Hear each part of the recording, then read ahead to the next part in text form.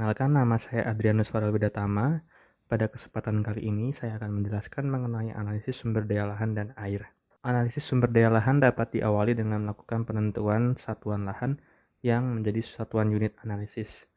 Satuan lahan dapat diartikan sebuah hamparan lahan yang memiliki sifat yang sama atau homogen, di mana salah satu pendekatan yang dapat digunakan ialah pendekatan bentuk lahan. Proses analisis kemudian dilanjutkan dengan analisis kemampuan lahan, guna mengetahui sejauh mana kualitas atau kemampuan dari suatu lahan. Hasil dari analisis ini ialah informasi kelas kemampuan yang terdiri dari kelas 1 hingga 7, di mana semakin tinggi kelasnya maka menunjukkan semakin rendah kemampuan dari suatu lahan.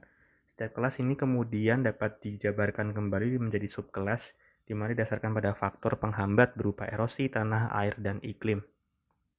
Kedua analisis tersebut dapat dilakukan dengan sejumlah metode, salah satunya metode matching yang terdiri dari wave vector matching, yakni melihat parameter terberat, sementara arithmetic matching dengan melihat faktor atau parameter yang dominan. Kedua hasil analisis tersebut lebih lanjut dapat digunakan sebagai acuan dalam analisis ketimpangan lahan, yakni guna meninjau sejauh mana kondisi atau hubungan penggunaan lahan dengan tingkat kemampuan atau kualitas dari lahan tersebut.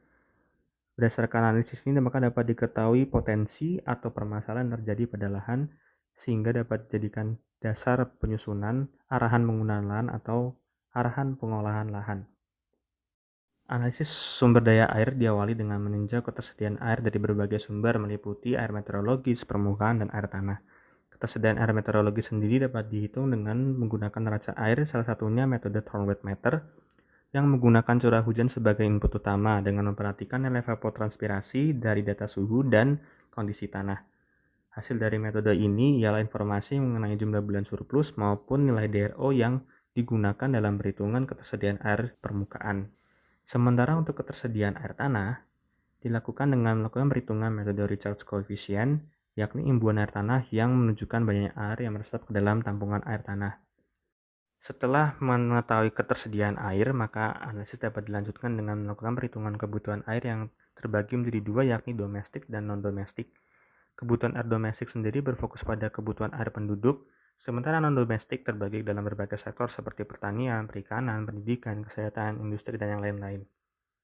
Kedua analisis tersebut dapat digunakan dalam identifikasi indeks pemakaian air berupa kelas 1-4, di mana semakin tinggi nilainya maka menunjukkan bahwa daerah tersebut masih dapat memenuhi kebutuhan air. Berdasarkan hal tersebut juga dapat diidentifikasi jumlah permasalahan serta dapat menjadi acuan dalam rekomendasi pengelolaan air di wilayah tersebut.